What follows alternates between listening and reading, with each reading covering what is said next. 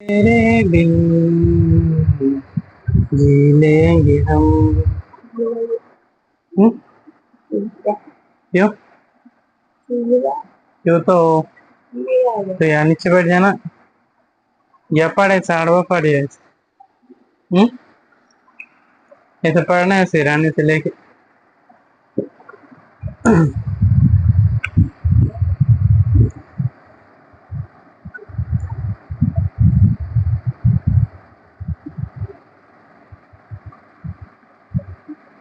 तो reverse repo, तो जैसा कि दोस्तों हमने इसमें देखा कि टर्म रेपो क्या होता है। तो ये रेपो को संदर्भित करता है जिसकी निश्चित परिपक्वता एक दिन से अधिक होती है। ठीक है। अब टर्म रेपो क्या होता है, तो जिसकी जो परिपक्वता होती है वो एक दिन से क्या होती है, एक दिन से अधिक होती है।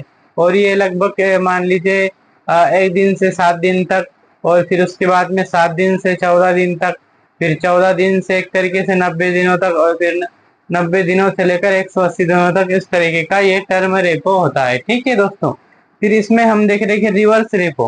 तो रिवर्स रेपो क्या होता है, तो रिवर्स रेपो में एक तरीके से जो वाणिज्यिक बैंकों से, अब आरबीआई क्या करता है, तो आरबीआई एक तरीके से वाणिज्यिक बैंकों से पैसा उधार लेता है। ठीक है। और जब पैसा उधार जब वो लेता है तो उसके बदले में उसको उस पैसे का ब्याज चुकाना होता है। तो ये जो ब्याज एक तरीके से वो चुकाता है, यानी कि उन वाणिज्यिक बैंकों को ब्याज देता है। ठीक है। वो जो ब्याज के जो इंटरेस्ट रेट जो भी बैंक के तय करती है और वो उनको देता है, तो उसको एक तरीके से क्या कहा जाता है, तो उसको एक तरीके से रिवर्स रेपो कहा जाता है। ठीक है। अब इसमें एक तरीके से रिवर्स रेपो के बारे में और दो चार बातें हम देखते हैं। तो क्या क्या होता है रिवर्स रेपो।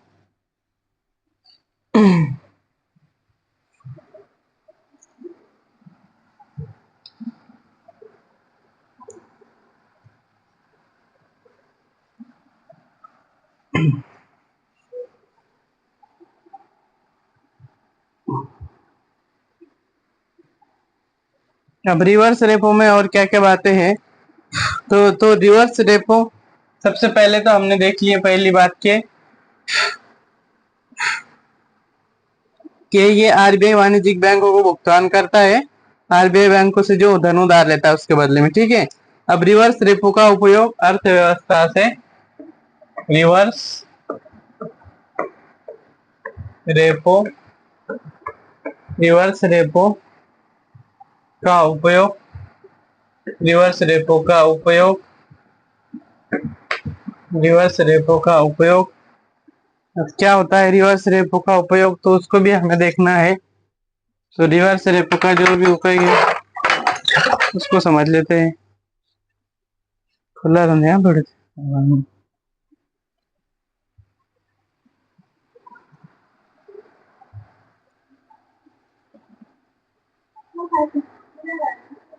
तो रिवर्स रेपो में क्या क्या है, तो रिवर्स रेपो का उपयोग अर्थव्यवस्था से,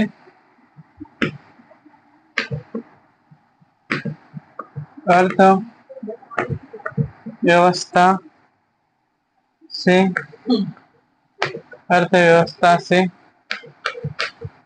अतिरिक्त, अर्थव्यवस्था से अतिरिक्त, अतिरिक्त तरलता,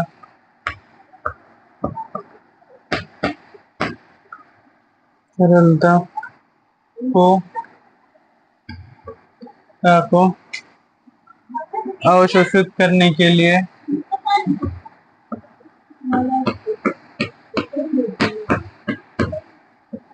अवशोषित करने के लिए किया जाता है,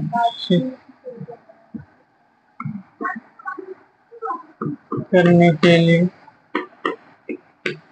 करने के लिए किया जाता है, किया जाता है। ठीक है। तो रिवर्स रेपो का उपयोग किस लिए किया जाता है, तो जो अर्थव्यवस्था में अतिरिक्त तरलता आ जाती है, यानी कि अर्थव्यवस्था में क्या हो जाता है, जो